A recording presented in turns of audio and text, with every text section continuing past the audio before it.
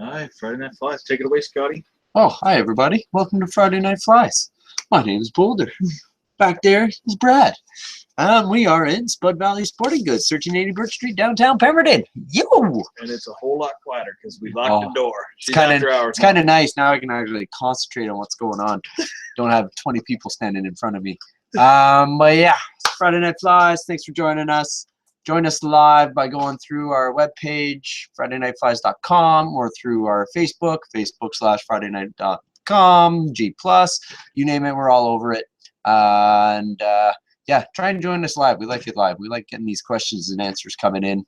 Oh, that reminds me. I want to turn that on. So Brad's going to be turning that on, and it'll be up any moment. So please type in any fishing questions you have or fly tying problems you're encountering, or just say hi. Anyways, and we're doing lake patterns tonight. So I just finished doing a tadpole, and now I'm going to do one from across the pond, the booby. But of course, I got to do a little twist. We're going to make it with some polar chenille instead of crystal flash chenille. And there's a very popular one for the interior lakes.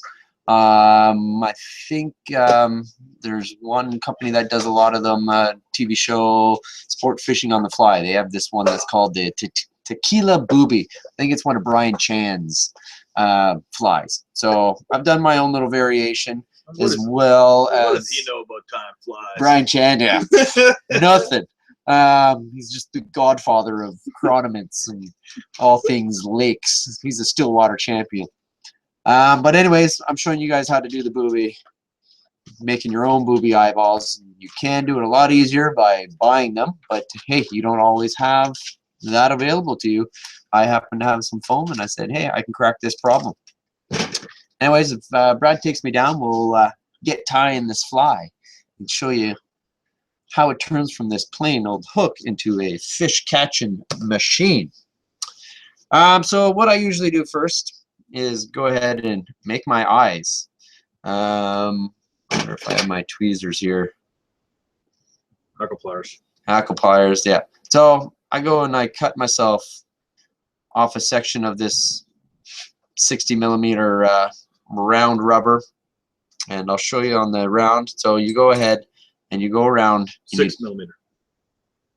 6mm, yes. 60 would be. I think we might need to fix that in our tutorial. Oh, did you put in our material list? You know, fishermen always lie about the size. Yeah. Yeah. It goes deep. It's deeply ingrained. Anyways, you go around the edge and you trim it all up. So this is the first crude cuts, and then you can go around and clean it up, and you can get. Oh, it's almost done, man. We got all night. We got it all. Whoa! Don't lose my pre-made ones here. So you go ahead after you've done the crude. Notice that we have top quality scissors there. That's how this has been able to be done. That's right. So after I've done the crude around the edge, do it on an angle. I'm gonna just smooth out that top ring. I'm trying to keep it in the vise or in frame here for you, so you can see what's going on. So you can already see it's nice and round, and then I usually just go and just clean up the little sticky up parts in between the first cuts. Look at you go. Just like that. Sharp scissors, man. And they're wondering what. Anvil scissors. That's right. Anvil USA, baby. Now you got one half of the eye. Might as well do the whole eye, eh? Yeah, that's true. About a finger width? It's not like I'm not going to use them. So depending on how big your fly is going to be. But yeah, you want a good 1.5 centimeters. You want a good size eye. It needs to be fairly prominent. It's a prominent feature of the fly. And you need the foam because the way that you fish this is you use a full sinking line. You let it all hit the floor so that the foam brings your fly up above the ground, and then when you strip it, it sinks down. It strips down towards where your line is lying. Like so it needs to be hovering above the ground.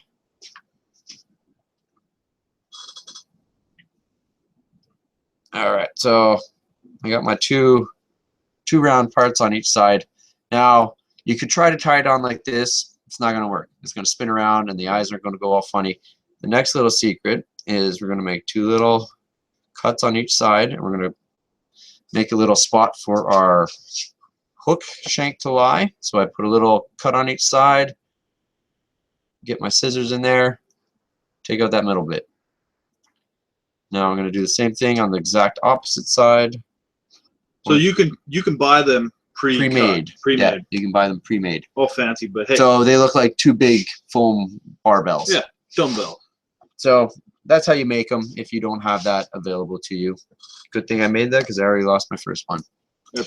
Anyways, I found it here. It floated away. Yeah, floated up. So we got our streamer hook. So I like in between a size 8 and a size 10. Some of them I make with a little bit of a longer body. Some of them I make with a shorter body.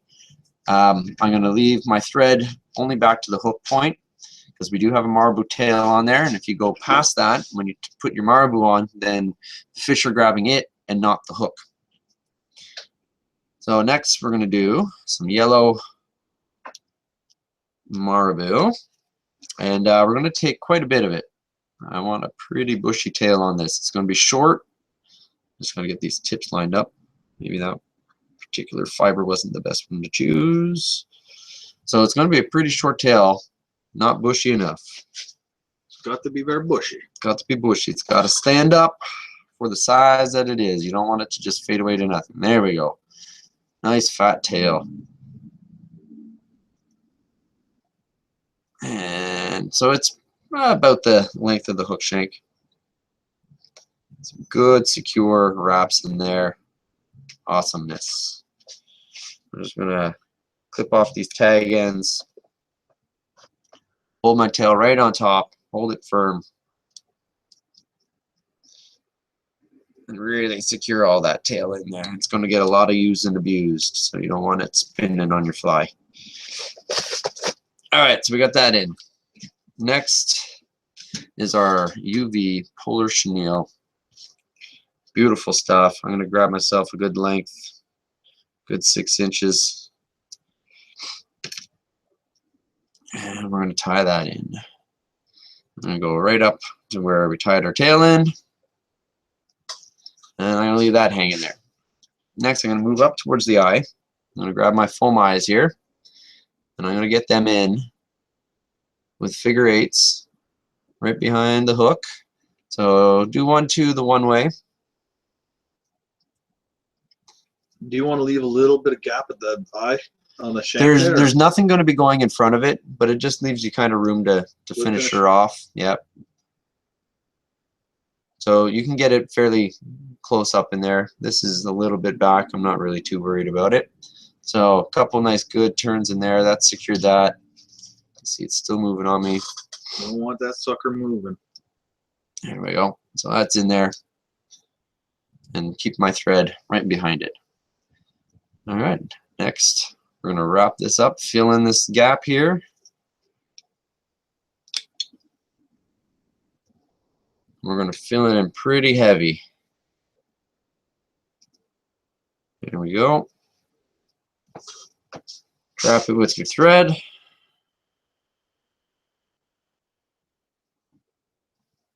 Awesome. And when you put it right behind those eyes, it helps to hold them as well. So I got it built up pretty good in there. One more little one, and then we're going to whip finish. Again, another speedy fly. Yeah, man.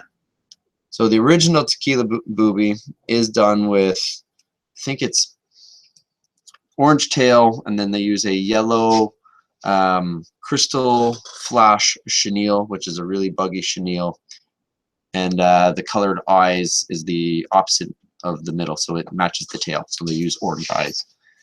Big deal. This thing had it on the lake, Ivy Lake, in fact, and it was on a tough day when the dragonfly nymphs, the VK, stopped working for us for a couple of days, and then it was back on again. But in those couple of days, this thing came in handy. It made my tour right there. Big and buggy, floats up. Look at that thing. Oh, man. Just out to lunch with that one. That one's just out there.